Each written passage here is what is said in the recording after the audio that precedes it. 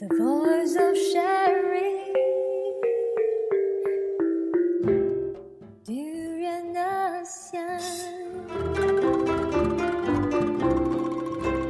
Hi, this is Arlene and you're listening to Durian ASEAN, the voice of discovery and sharing. Today in our ASEAN Breakfast call, we have one speaker that will be sharing with us a discussion on the issue on graduates, especially building soft skills among graduates. So together with me now is Helena Michael, am I correct?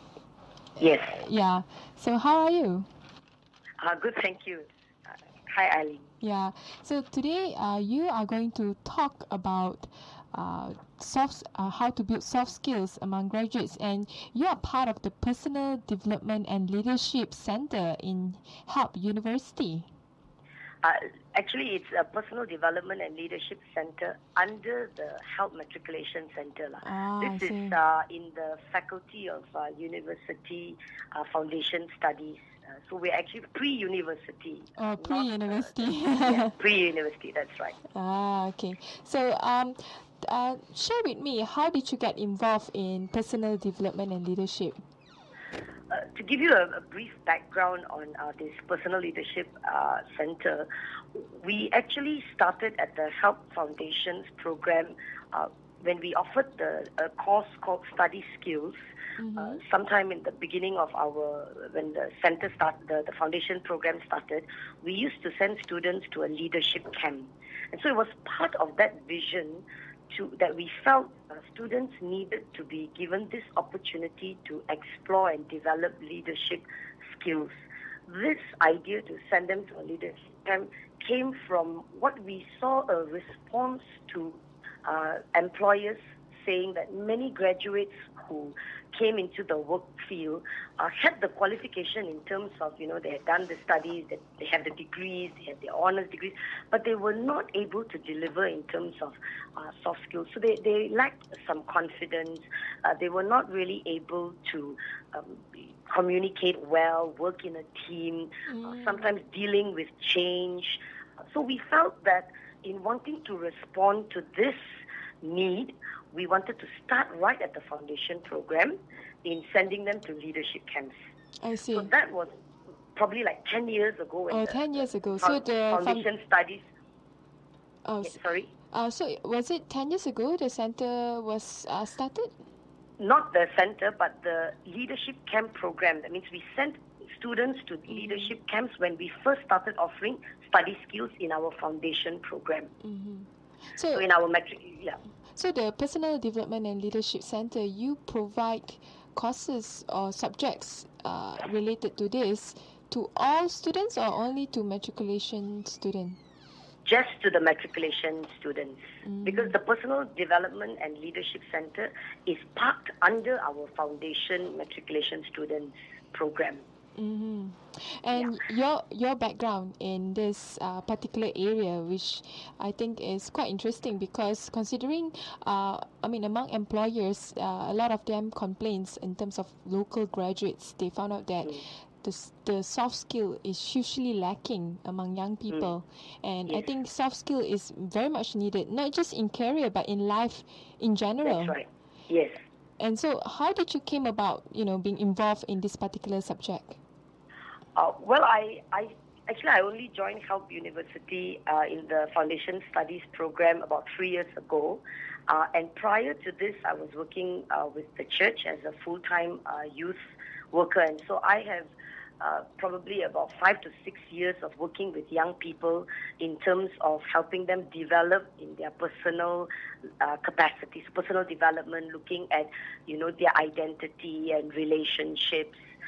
And their relationships with their parents and finding meaning in life. So that was where I came from. Prior to that, I had done my studies in the Philippines. I'm a graduate of religious education and values degree, and I also have a degree in psychology. So I guess in many ways, I've always been interested in this area of development, and specifically with young people, ages 13 to 17. What did you find out about young people when you were working in the church? I found that very interestingly, and one of the things that I found great joy in my work is that we focused on working with young people because we felt that many young people, especially when they started to go to universities, they would sort of start to slack in their relationship, in their religion and in their faith, And so the main idea we wanted was to sort of boost their faith formation. And a lot of misconceptions we had is that young people didn't want to come to church, or young people didn't like being involved in church. But contrary to that, we found that when we started to offer certain programs that help them identify with others, programs that help them to explore their gifts and their talents and who they were, and when they were given the opportunity to be involved in these programs and to be involved in youth meetings or church activities, they were very, very excited. And so we found that what was actually lacking in the context of the church was opportunity. Opportunity for young people to come forward, opportunity for young people to discover, or opportunity for young people to be heard. So prior to this, the church is only, it can be considered a very dry and, unyouthful. Yeah, in a way it was, you go to church and then you go for Sunday school and then you go back home. But when we started to offer meetings and we started to offer the young people the opportunity to be involved in the meeting, so again, we changed the approach. In the past, maybe it was the adults running the meeting, it's the adults giving the talk. So you give more leadership responsibility to young people. Right. Yes. So what we started to do was we started to empower them. We started to say, look, it's your meeting. Why don't you decide what you want to do? Of course, with the adults' guidance. And so we found that when they were given that opportunity to run the meeting, to give the talk, to, do the activity, they were very excited and they wanted to do that. And in that process, we found that they grew, and they grew in all the aspects that we are talking about now in the Personal Development and Leadership Center, in terms of giving them the confidence, in giving them the skills on how to speak in public, in giving them the confidence in handling small groups, in giving them the confidence in actually conducting a small session or a discussion. So we found that in giving them that space, they actually grew. And so that's actually the premise on which I then, when I stopped working for the church and decided to come out and work in the corporate world, when I came to help in 2011 and I was introduced to the leadership program that they were offering, I was very excited because I said, hey, this is great, that we're actually sending our students on a 3-day, 2-night leadership camp, and they go and they experience activities and they discover themselves. What more can we do? And that's how actually the Personal Development and Leadership Center sort of evolved. That we went from running camps to now, doing different things. Yeah.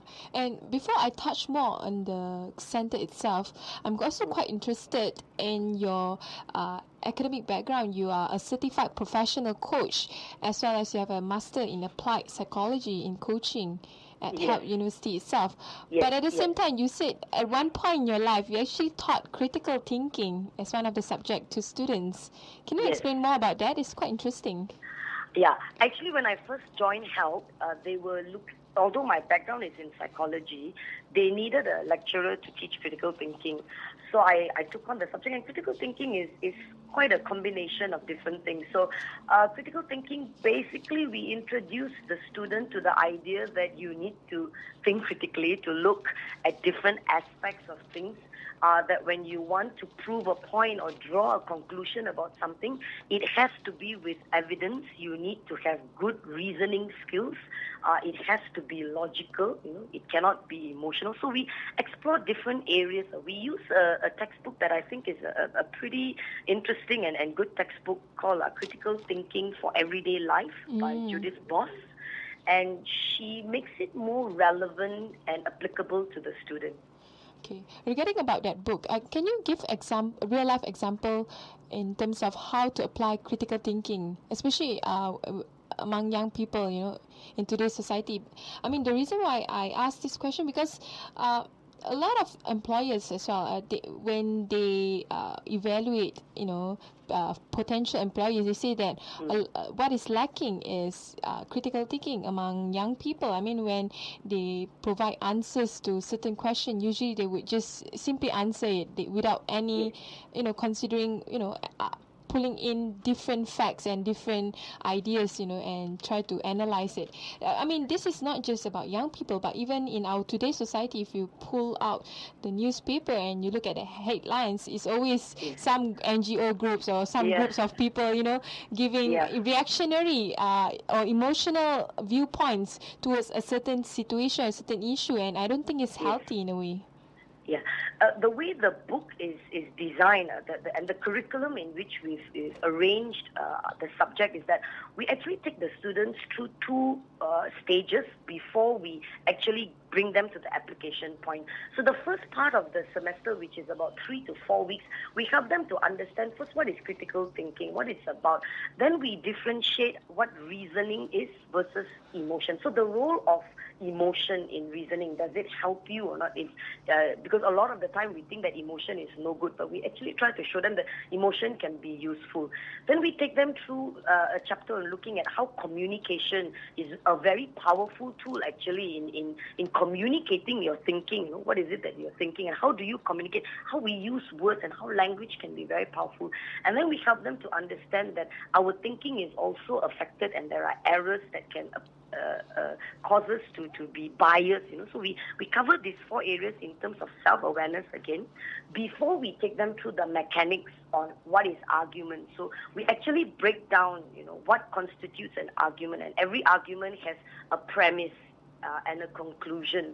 And so this will be the tools in which we say when you want to put forward an argument, you need to have good evidence to support your conclusion that you're making. And so having done all this in about the span of 8 weeks, we then take all these things that they have learned and we now show them 3 ways in which we can apply all that we have learned in everyday life.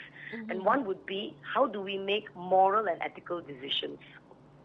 How do we, in a way, evaluate the influence of advertising and marketing in your life? And number 3, how do we also look at the influence and the power of mass media? So again, when we look at these 3 things, we fall back on the foundation of what they have learned. In terms of when you're doing a moral decision making, what is your reason for the decision that you're going to make? And again here, when we talk about moral, I just want to highlight this because I think many of our students come from an education system where they learn moral for a good number of years.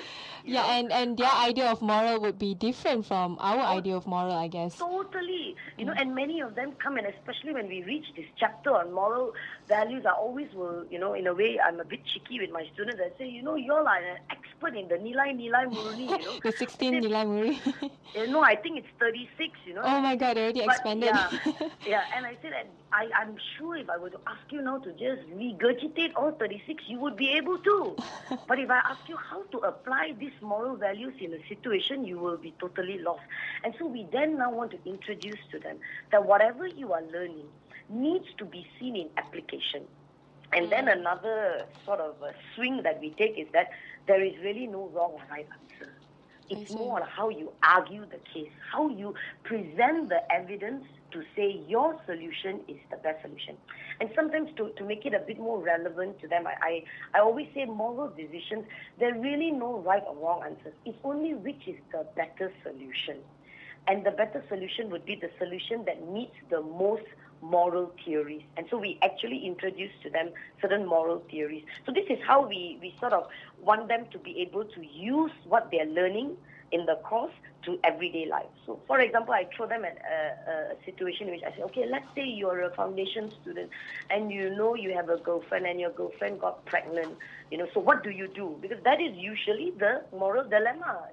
What do we do? Do we keep the baby? Do we abort the baby? I say very often we only think we have 2 choices.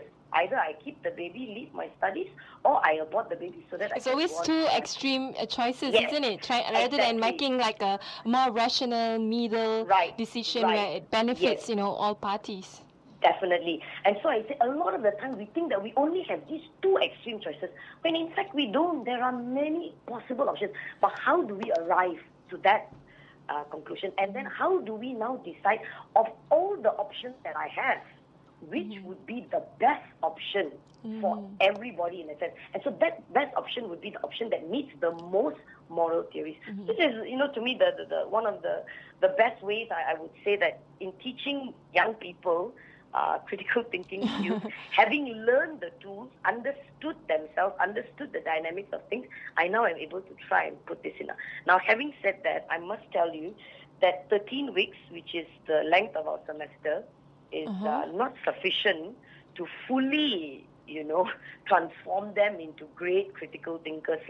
I think it takes a human being probably a lifetime to really understand anything. Yeah. So I always tell her, I say, hey, I'm not Harry Potter, I'm not going to wave my magical wand and then, by the end of the semester, you are a critical thinker. I said, but what we want to do in the foundation program, and I think this is, again, the idea of the foundation program in which we introduce many subjects and many topics, is that we want you to become aware. We want you to start thinking about these things. We want you to get an idea of, maybe what I've learned in the past, this can add value. This can help me to make sense of what I'm going through right now. But it's not going to make me an expert. Yeah. You've been involved with young people since your time in the church. Yes. How much, how can you what can you tell us about young people of today? What is it? How different is it, young people of today compared to probably 20 years ago, where technology is not on par yet, in terms of its advancement and progress, and also in terms of the education level, the exposure, and the globalization? I think first two things I want to say is that one of the things you need to remember when you're dealing with young people, especially when we're teaching them, we need to remember that they are high-tech, and so they're so used to their computers and their iPhones. And so the way you teach has to change because their attention span is very short. That's one. Number two, knowledge is at their fingertips. And so in many ways, they kind of, it's not difficult for them to find out things. But again, the fact that there's so much knowledge available to them, I guess the challenge would be is how do you make sure that as you are dealing with them and helping them to understand what they need to understand, they need to see the relevance. So again, here now, when you want to talk about memorizing things and learning by rote, it's not going to work because for them, they don't see the need, I want to know anything today, I just take out my phone, I click my Google app, and I'll get the information that I want. And so in terms of storing information in my head, I may not feel that it's very necessary, like previously, So that in itself can pose itself a challenge, because now how do you teach so that they move away from the memorizing and then challenge them to applying it? But then again, they've come from a school system where memorizing has been the way of life, you see. Yeah. So to me, I look at, first of all, when I teach, or at least in the last 3 years working with these young people, I realized that number one, their attention span is so short. You constantly got to be doing different things and varying things. Secondly, they're also more high-tech than you in many ways, and they know more things. So a lot of the times you want to try and draw them into the learning process. You want to draw from them rather than, okay, you listen to me, I'm the lecturer, I can tell you what is the better thing, So it has to be an interactive way of learning. In terms of values and principles and where they're coming from, they are a generation that I would say have experienced many, many things. They live in a time where I think, eating at nice restaurants and going on holidays and having the latest phones is a norm.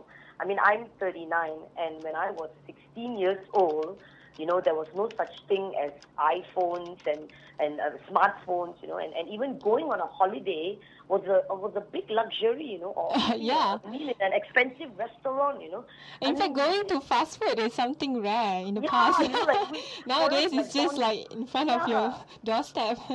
Yeah, like McDonald's was the thing to go to, no. But today, young people are going to gourmet burger shops, and they're eating in places like Chili's and Ben's.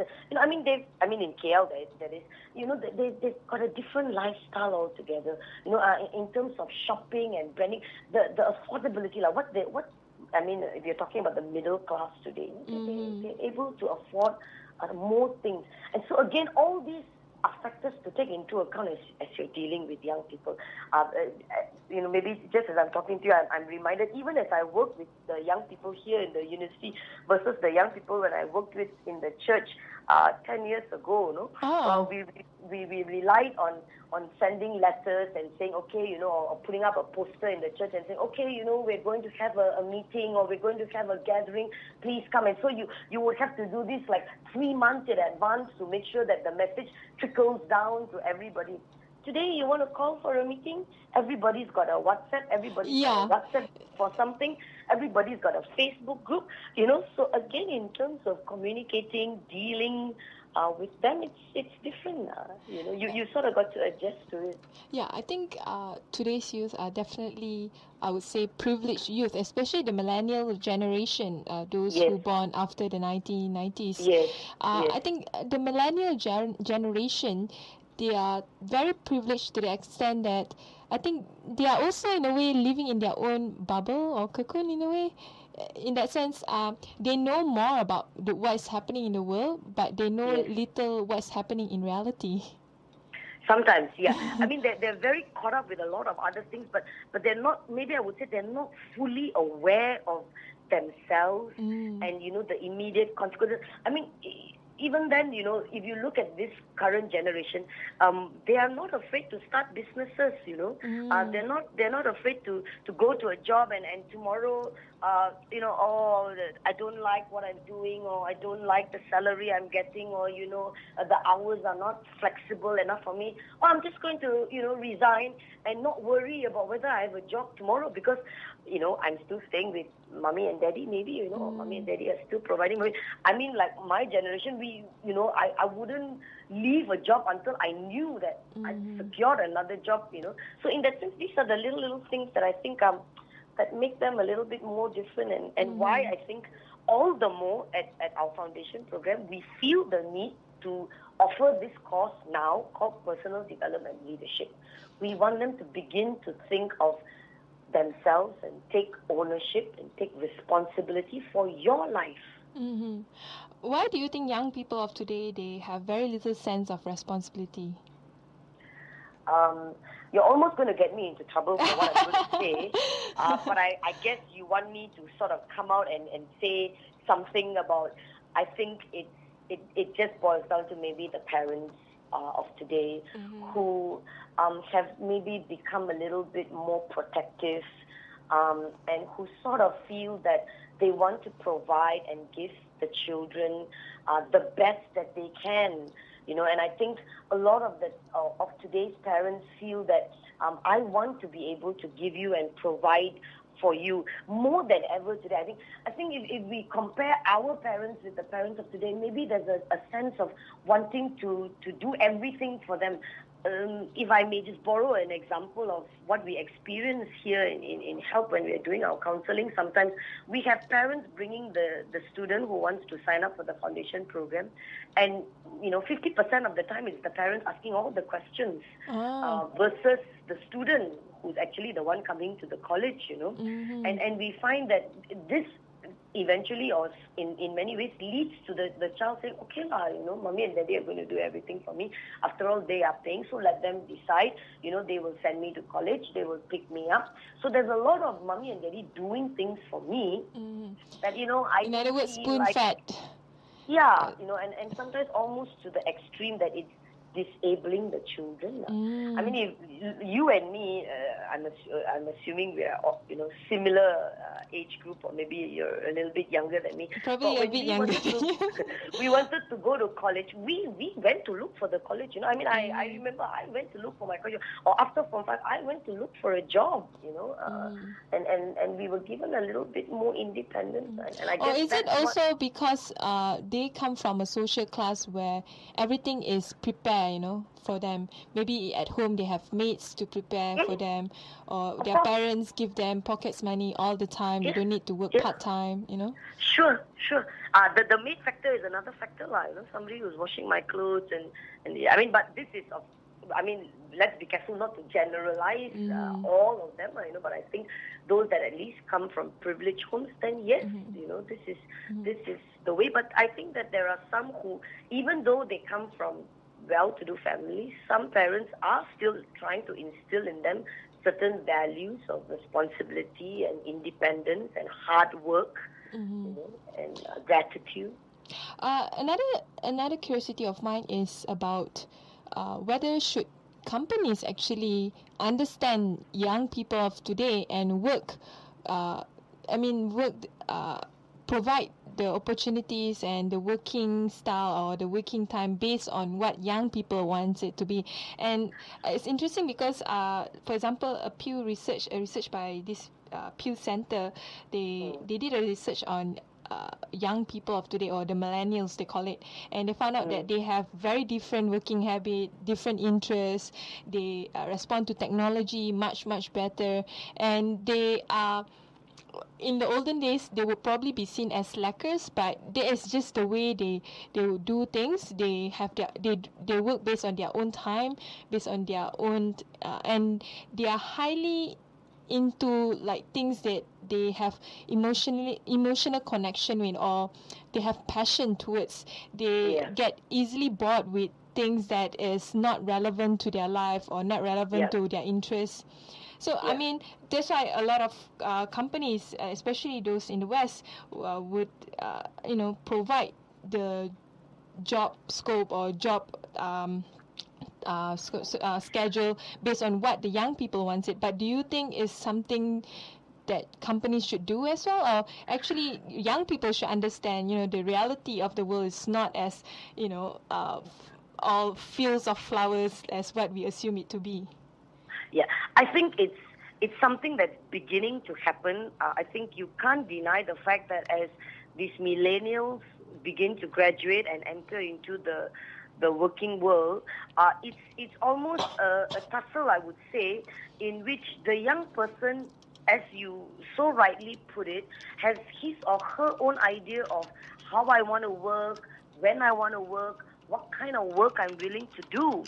And so they go into the workforce with this background, and they may meet an employer that doesn't want to, be flexible and adjust to their needs of the millennials. So you then will have certain companies that say, look here, this is how we run our company. We've been running it for 10, 20, 30, 40, 50 years. It has worked.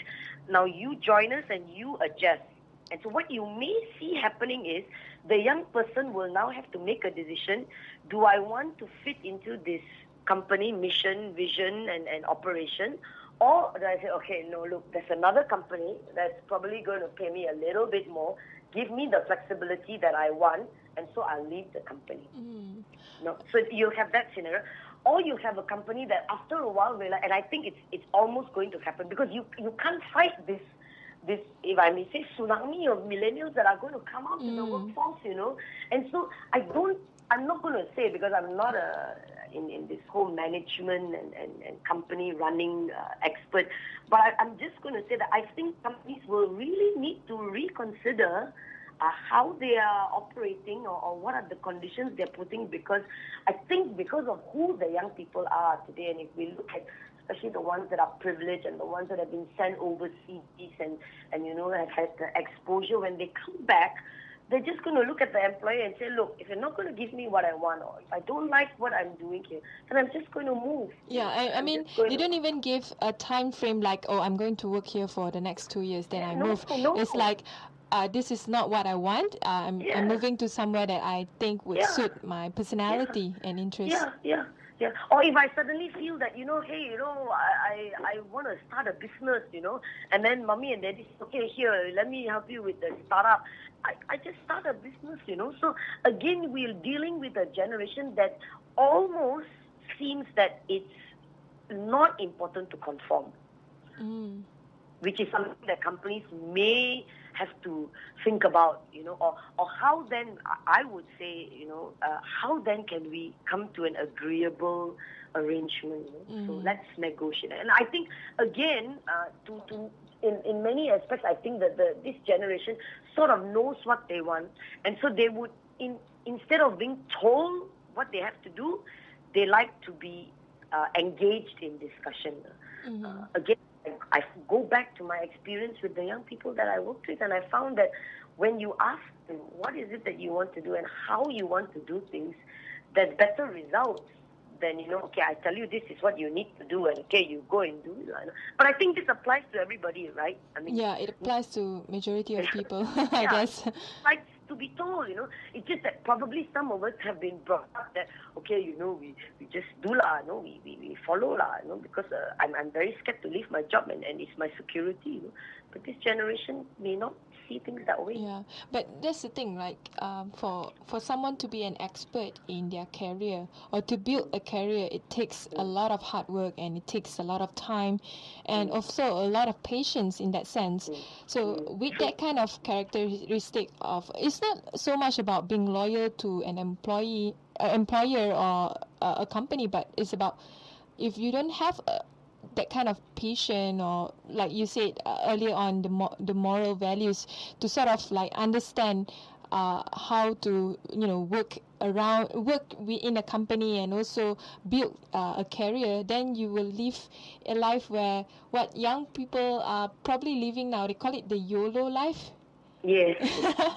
You have heard it before. Of course. Just live life at the moment. People, you all the, yeah. And again, I think that.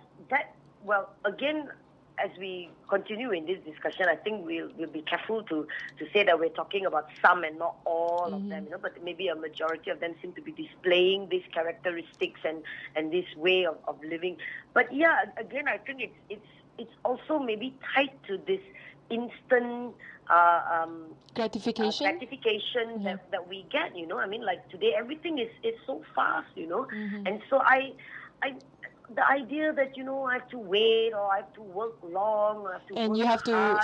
to build relationship with different people. I mean, I think building relationship is probably one of the key skill, especially in terms of soft skill among young people that needs to master, especially in building their career. Definitely. No, but again, then it's maybe a little bit about me and what I want, and so if I don't get it, then somebody else is going to offer it to me, Again, because opportunities are abound, and they grew up in a time where everything is possible, I mean, today, flying and traveling, it's so normal, Unlike us, when I was growing up, the idea of going to London or Europe was like, At that time, there's no AirAsia yet. Yeah, no AirAsia and no cheap hotels, I mean, yeah, there were one or two brave ones who said, okay, I'm going to go backpacking, but they were the rare. But today, when you look at young people, they're traveling everywhere. They're going on holidays. It's no longer a luxury. It's a norm. And so opportunities are abound and available to them. And so the concept in my mind is, if you're not going to, I mean, if you're going back to the working place and becoming an expert that you were asking me about, if you're not going to give me what I want, there's another 50 companies where I can go and do this. And I can sort of expand my, or maybe I may have the mindset that I don't really need to be an expert. I see. I can just do my job, earn money, and be happy and travel and go and do other things. So again, maybe in terms of priorities, what's important to them? You are also teaching young people, I mean, as a lecturer on this particular subject. Yes. What kind of issues or challenges young people face, that they usually would raise it up to you in terms of their life or their future or their career? Yeah. Right now, when they come into the foundation program, because they've come straight from the secondary school into college life, one of the big things I think that they struggle with is, but all young people at this age do, is the relationship issue. Whether it's the relationship with their friends, or a boy-girl relationship. Ah. A lot of the time, I think they would struggle with either one of these, so the making of friends and the having a misunderstanding. So we now develop a friendship. We get to know each other in the first few weeks of college. One semester we're really good friends and we're going to all the classes together. And then next semester we find that I've met another group of friends. And so how do I manage this? Or how do I sort of deal with the differences that I'm experiencing in my own life? Seems like it seems like it's a show from the Gossip Girl. Yeah. I mean, it's well, no, not so bad. No, Gossip Girl is more a relationship. But yeah, there's a lot of backbiting. Sometimes, it can happen. Then of course you have the boyfriend-girlfriend issue. So usually in the first semester, they're not really into many relationships. But sometimes by the second semester, that's when they start. And then they begin to struggle. Then of course the age-old issue of juggling time. In college, it's different from secondary school where you decide when you go to class, how you cope with your assignments. One other thing I get with the students is what course do I take? What do I study? I think maybe I come from a generation where parents were a bit more vocal on the courses that we studied. And so for many of us, our parents decided, okay, you must become a doctor, you must become a lawyer, you go and do engineering, do accounting. But today I think young people are given a little bit more freedom. And in that freedom is the dilemma of what to study. I see. Yeah, so for some of them, they struggle with that as well. What do I do in my degree program? I'm not sure, I kind of like this, but I also like this, So they sort of find that they have difficulty in deciding what areas to pursue their degree in. So how do you help them to solve or at least reduce the stress of, forming relationship and maintaining relationship? Yeah, that's why I think, the program that we're offering right now at the Health Matriculation Center of the Personal Development and Leadership program that we're running, particularly the subject that we're offering called Personal Development and Leadership, it hopes to address some of these things. So we start them off, and that's why it's offered in the first semester itself. The moment they come in, we introduce them into this idea that you need to take responsibility for your development and your leadership. So the leadership here that we're talking about is personal leadership. It's about me. It's about me leading my life. It's about me knowing who I am. It's about me understanding myself. So some of the topics that we cover with them is, who am I? The basic question. We need to understand we are different personalities. We have values. We have habits. We have needs. Then we look at, how do I understand my emotions? Because emotions are very strong. Emotions of anger and sadness can sometimes overcome us. And so how do we deal with these emotions? So we try to give them some tools into understanding that these emotions will sort of emerge, but how do you deal with them? What do you do when you feel angry or frustrated or sad? And then we look at getting them to reevaluate their values. So again, it's a nilai murni, but in a different form. And it's more of a practical form, I guess.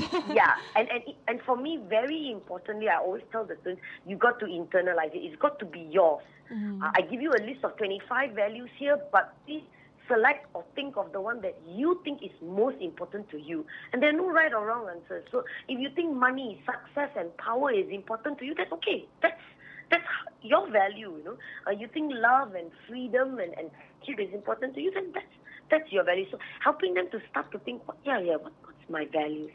And then challenging them to look at the aspect of principles. Do we live by principles or not? What are principles, So looking at it. And then we actually have a whole chapter on understanding relationships.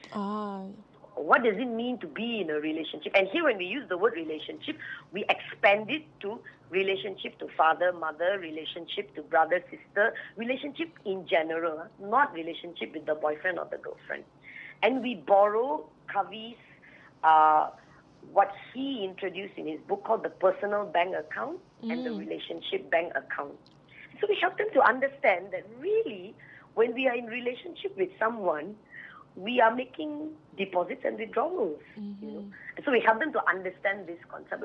And one thing I found that when I taught this this topic recently, many of them are like, yeah, we understand, Oh yeah, actually, yeah, and I always tell them, I say, the problem with the withdrawal is you never know when you're making a withdrawal. And that's often what results in the strain in the friendship.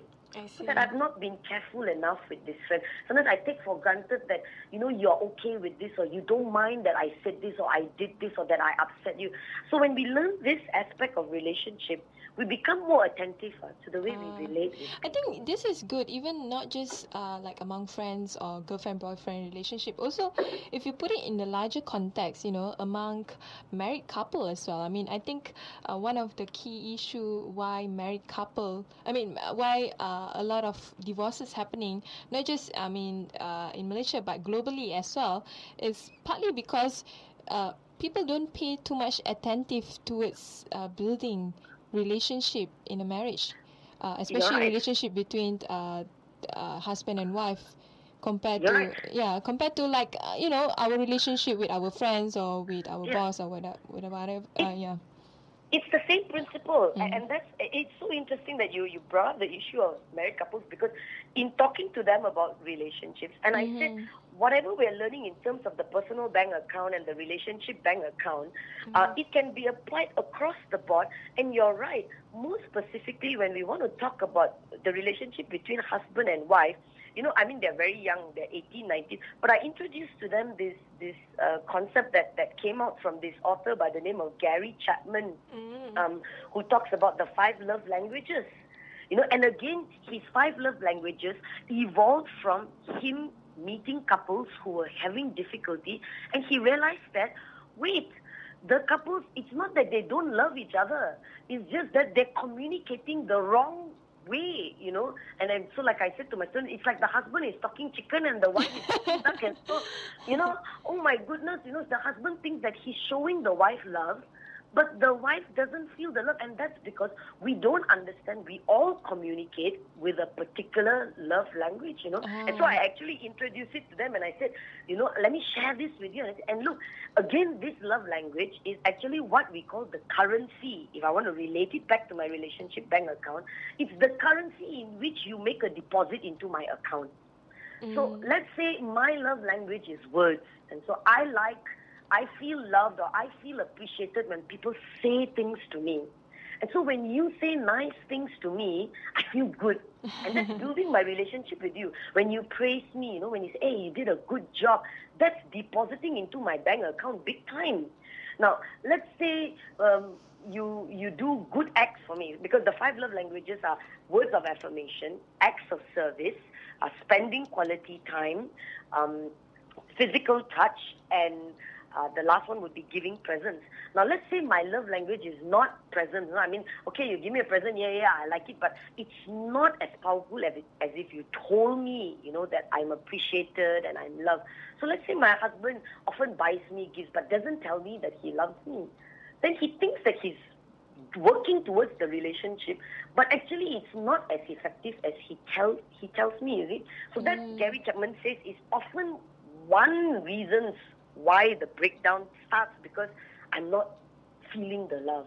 I see. You're not communicating in my love language. So in relationships, it's so complex, and if I may just add, like one of my students, at the end of this week's lecture, when I finished the subject on relationship, Miss, so hard, our relationships. I said, yeah, it's hard work, it's not, I don't know whether it's terrible to say that, but yeah, it takes time, it takes effort, it takes understanding the other person. So, yeah, I think I'm quite happy that when we teach this particular topic, they can really see the relevance in their life. There's I think this is more than just about personal development and leadership. This is you're somehow a relationship expert now. Based on what you're doing. But we want to make it relevant. But you see, relationship is part of personal development, and leadership. And one of the book that you told me earlier yesterday was you use the 7 highly effective. 7 habits. 7 highly effective habits book as one of your reference as well. Yes, we use For the lecturers in preparing for our lessons, we refer to Stephen Covey's 7 Habits of Highly Effective People. But for the student, because if they were to read that one, they'll get lost, because it's a lot of management and working stuff. So we introduce or we encourage them to buy and read the 7 Habits of Highly Effective Teens, which is written by Stephen Covey's son, Sean Covey. So we use as a reference. So what I mean about the seven highly effective habits for teens? No, 7 habits of highly effective. Oh yeah. Sorry, 7 habits of highly effective teens. Teens. Yes. Yeah. So how is that different from the original book? Well, I must say that Sean Covey has taken some complex issues and broken them down into relatable, easy to digest concepts for the teenagers. So he's really using the same content. No? He hasn't deviated from the father's book. He's taken everything, the habits are all the same, but he's just made it more easy for the teenager to relate. The other thing that Covey does in his book is he puts in a lot of stories that he's probably gathered from many young people, and he relates their stories, or he uses their stories to expound and explain the habits or the theory that he's going to talk about. No? So he's put it really in a very creative, simple way. The book is also full of comics and cartoons and quotes, that he feels that make it very friendly to the young person to read. No? So it's easy to read rather than the father's book, which can be quite dry, at least for an 18-year-old. Okay.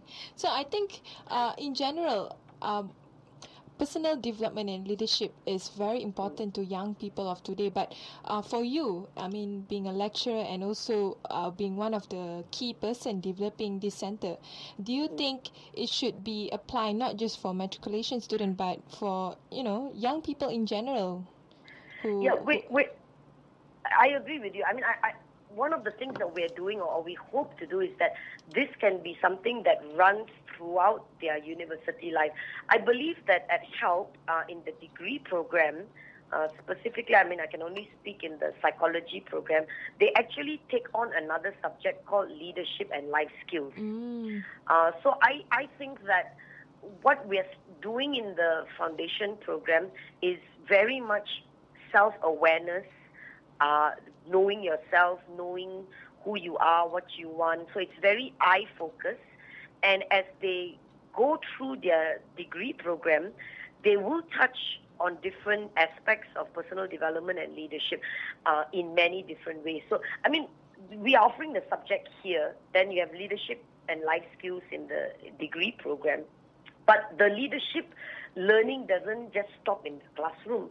I think in university, as with most institutions of higher learning, there are plenty of opportunities for students to develop leadership and develop themselves, you see.